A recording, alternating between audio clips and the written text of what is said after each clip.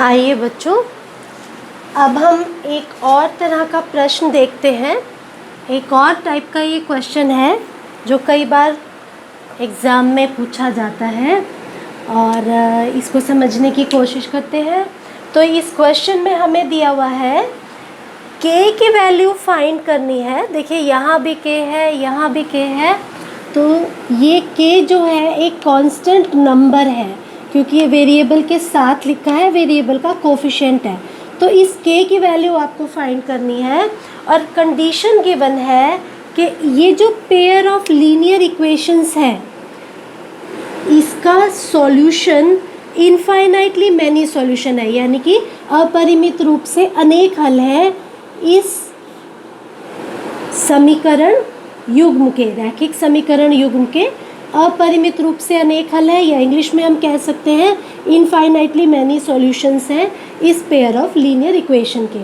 तो ऐसी कंडीशन के अंदर हमें k की वैल्यू फाइंड करनी है, यानी k की फिक्स वैल्यू के लिए ही ये कंडीशन पॉसिबल होगी। तो उसके लिए आपको याद होगा कि हमने अपने पार्ट 4 एंड 5 वीडियो में ये डिस्कस किया था कि किसी भी पेयर ऑफ लीनियर इक्वेशन के इनफाइनाइट सॉल्यूशन या अपरिमित रूप से अनेक हल कब होते हैं, उसकी क्या कंडीशन है। तो उसकी कंडीशन होती है a1 upon a2 is equal to b1 upon b2 is equal to c1 upon c2। यहाँ आप लिख सकते हैं condition for infinite number of solutions, ठीक है, और वो कंडीशन आपने लिख दी। तो यहाँ हमें a1, a2, b1, b2 इन सब की वैल्यू पुट करनी है। तो उसके लिए हमें ज़रूर पता होना चाहिए a1, a2 कैसे देखना है। तो देखिए ये x की टर्म्स वाले x की टर्म्स है, ये y की टर्म्स है, ये कांस्टेंट है। तो ये ध्यान रखें कि एक दूसरे के नीचे लिख लें ताकि आपको इन वैल्यूज़ को इधर पुट करने में मुश्किल ना हो। तो x के साथ ये k लिखा है, ये a1 है, x के साथ ये 12 लिखा है, ये a2 है। तो आप चाहें तो पहले अलग से a1 अपॉन a2 कितना है, b1 अपॉन b2 कितना है, वो भी अलग से लिखकर फिर पुट कर सकते हैं। तो अभी हम यहाँ पर डायरेक्ट करेंगे। तो a1 की वैल्यू है k, यहाँ पुट किया, अपॉन a2 की वैल्यू है 12, वो लिया, इक्वल फिर b1 की वैल्यू, b1 b2 क्या होते हैं, y के कोफिशिएंट्स। तो y के कोफिशिएंट b1 है, यहाँ पर फर्स्ट इक्वेशन में y का कोफिशिएंट जो है 3 और b2 है सेकेंड इक्वेशन में y का कोफिशिएंट जो है k, फिर इक्वल, और c1 की वैल्यू जो कांस्टेंट होता है वो एक्चुअल में यहाँ देखिए ये माइनस साइन हम साथ लेते हैं, k -3, ये मैंने आपको लिख के दिखाया था शुरू के वीडियोस में जब हम डिस्कस कर रहे थे कि क्यों ये माइनस साइन साथ जाता है। तो आप सभी वीडियोस अगर सीक्वेंस में देखेंगे तो हर कॉन्सेप्ट को कहीं ना कहीं एड्रेस किया हुआ है, वो आपको समझ आएगा। तो आप उसे रिपीट करके देख सकते हैं। तो यहाँ -k-3 हमने लिया और इसको ब्रैकेट में ही रखेंगे क्योंकि ये पूरी टर्म नेगेटिव है, और c2 की वैल्यू है -k। तो भले ही कि माइनस ये बाद में आपका कैंसिल हो जाएगा, तो अभी मैं इसको हटा देती हूँ यहाँ। अब जब भी आपके पास इस तरह का एक्सप्रेशन होता है तो आप यहाँ देख सकते हैं कि दो इक्वल के साइन हैं। तो ऐसे केस में एक्चुअल में दो इक्वेशंस बनती हैं, इस पूरे एक्सप्रेशन से दो डिफरेंट इक्वेशंस बनती हैं, दो डिस्टिंक्ट इक्वेशंस बनती हैं।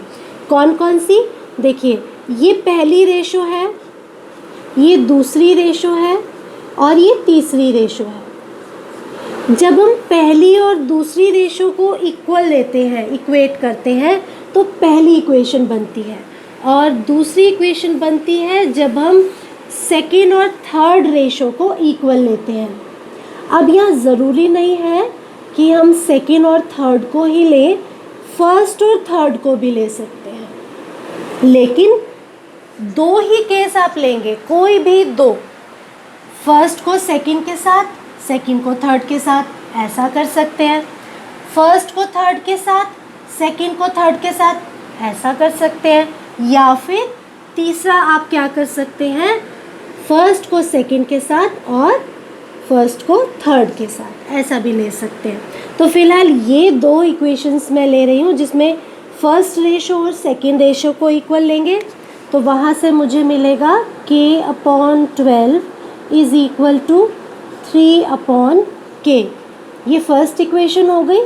दूसरी मिलेगी जब सेकेंड रेशो और थर्ड रेशो को इक्वल लेंगे, तो वो हो जाएगा 3/k is equal to k-3/k। अब इसमें हम क्रॉस मल्टीप्लाई करेंगे, तो ये क्रॉस मल्टीप्लाई इधर और ये ऐसे, तो k इंटू के हो जाएगा k² और 12 इंटू 3 हो जाएगा 36। अब कई बार यहाँ पर एक छोटी सी गलती हो जाती है, उसे हमें ध्यान रखना है। वो क्या हो जाता है कि जब हम इस स्क्वायर को हटाते हैं और इधर रूट लेते हैं, इसको समझने के भी कई तरीके हैं। आप taking square root both the side कर सकते हैं, या इस 2 पावर को इधर ले जाके 1/2 कर सकते हैं पावर में।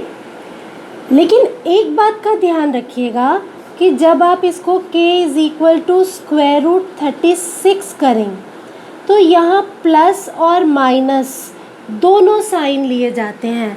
ज़्यादातर ये मिस्टेक देखी गई है कि बच्चे प्लस माइनस में से सिर्फ एक ही साइन को पॉजिटिव ले लेते हैं, इस तरह से ये गलत हो जाता है। तो हमें यहाँ प्लस और माइनस दोनों साइन लेने हैं। कई बार उनका फाइनल आंसर टैली कर जाता है, वो भी मैं आपको भी बताऊंगी कैसे। लेकिन जब हम इसको सॉल्व करेंगे तो यहाँ हम दोनों को कंसीडर करेंगे, और इसके बाद ये plus minus as it is, और ये जो रूट 36 है, ये जब रूट से बाहर आएगा तो ये हो जाएगा 6, क्योंकि 6 की पावर 236 होती है। या 36 को आप 6 इंटू 6 लिख के दो में से एक 6 भी रूट से बाहर ले सकते हैं।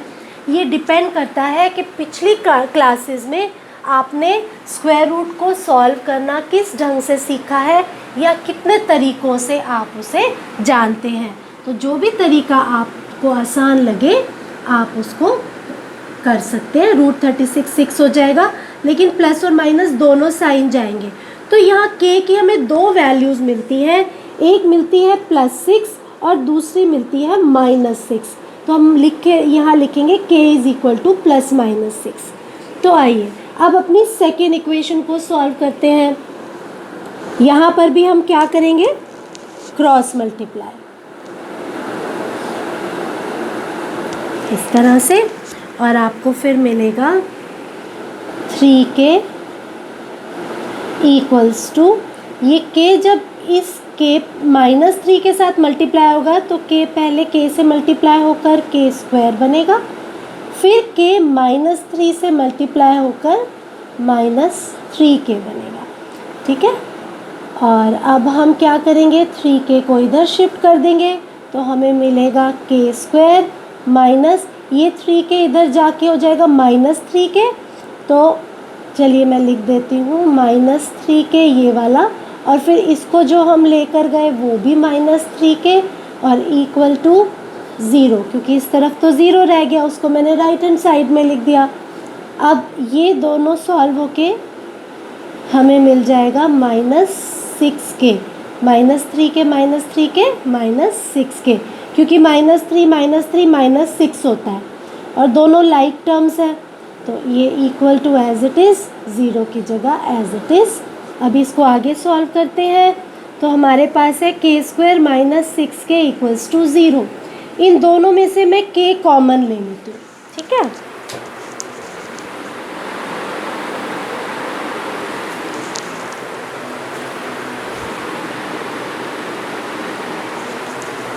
तो जब हम इन दोनों में से k कॉमन लेंगे तो ये k स्क्वायर में से k तो बाहर एक कॉमन आ गया, एक k बच गया, माइनस की जगह माइनस, 6k में से एक k हमने बाहर कॉमन ले लिया है तो सिर्फ 6 रह गया और इक्वल टू 0।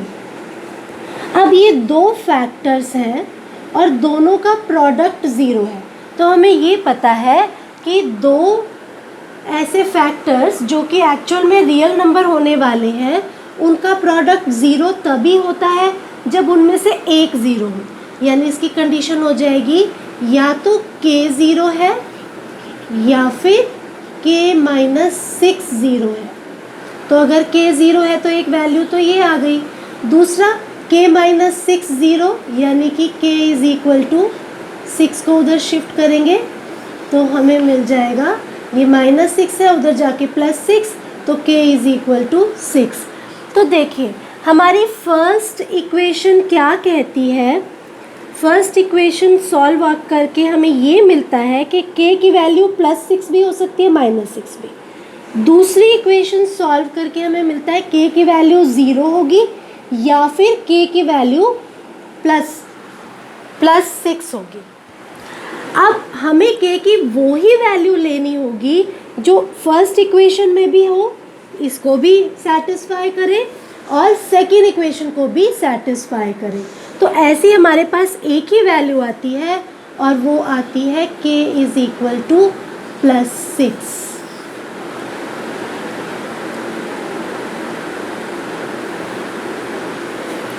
तो फाइनल आंसर जो इन दोनों इक्वेशंस से में कॉमन है, इन दोनों में कॉमन है, इसमें भी प्रेजेंट है और इसमें भी प्रेजेंट है, वो हमारा फाइनल आंसर होगा, क्योंकि हमें वही k की वैल्यू लेनी होगी जो इसके अकॉर्डिंग भी सेटिस्फाई कर रही हो इस कंडीशन को भी और इस कंडीशन को भी सेटिस्फाई कर रही होगी।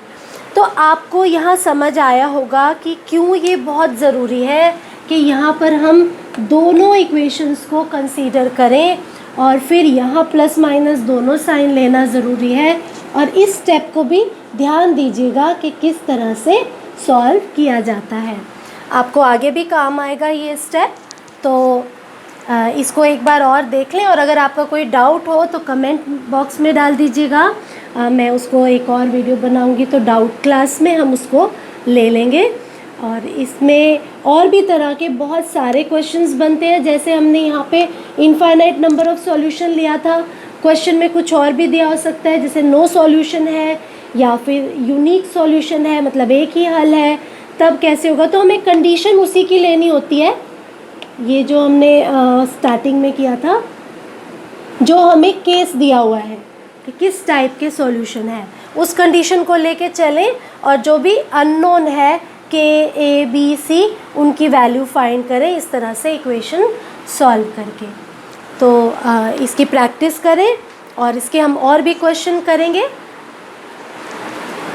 थैंक यू सो मच बेटे, गॉड ब्लेस यू।